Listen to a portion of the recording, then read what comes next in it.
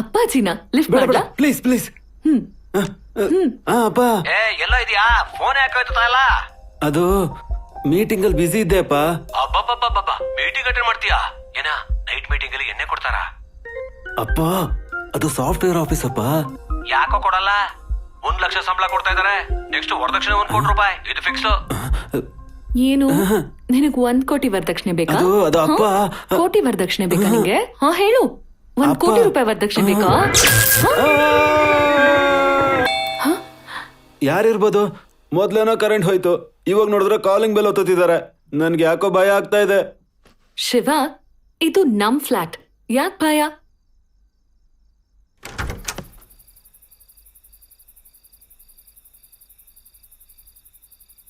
Surprise! How are you, my dear? After a long time. ನೀನೇನು sudden ಆಗಿ ಕಾಲ್ ಮಾಡ್ದೆ ಬಂದ್ಬಿಟ್ಟಿದ್ಯಾ? ಬಾ. Shashi, who is he? ತುಂಬಾ ಸಖತ್ತಾಗಿದ್ದಾನೆ. ಶಿವ, ಮೈ ಬಾಯ್ ಫ್ರೆಂಡ್. ಶಿವ, ಶ್ರೀನಾ, ಮೈ bestie. Hi. ಹೇ, ಹುಡುಗ ಚೆನ್ನಾಗಿದ್ದಾನೆ. ನಾನು ಶೇರ್ ಮಾಡ್ಕೊಳ್ಳ? ಕೊಂದಾಗ್ತೀನಿ. ಅವನ್ ತುಂಬಾ ಒಳ್ಳೆಯವನು, ಅಮಾಯಕ, ಹೆದ್ರ ಪುಕ್ಲ. ಇನ್ನೇನಾದ್ರೂ ಎಕ್ಸ್ಟ್ರಾ ಕ್ವಾಲಿಟೀಸ್ ಇದೆಯಾ ಅಂತ ನಾನ್ ಚೆಕ್ ಮಾಡಿ ಹೇಳ್ತೀನಿ ಬಿಡು. ಏ, ಅವನೇನ್ ಹೆದರ್ಸ್ಬೇಡ. ಅವನು ಇವತ್ತೇ ಬಂದಿತ್ತು, ಜೊತೆಗೆ ನೀನು ಬಂದೆ. ಅದಕ್ಕೆ ನಾ ಎಕ್ಸೈಟ್ಮೆಂಟ್ ಕಮ್ಮಿ ಆಗಿರೋದು. ಗೊತ್ತಾಯ್ತು ಗೊತ್ತಾಯ್ತು.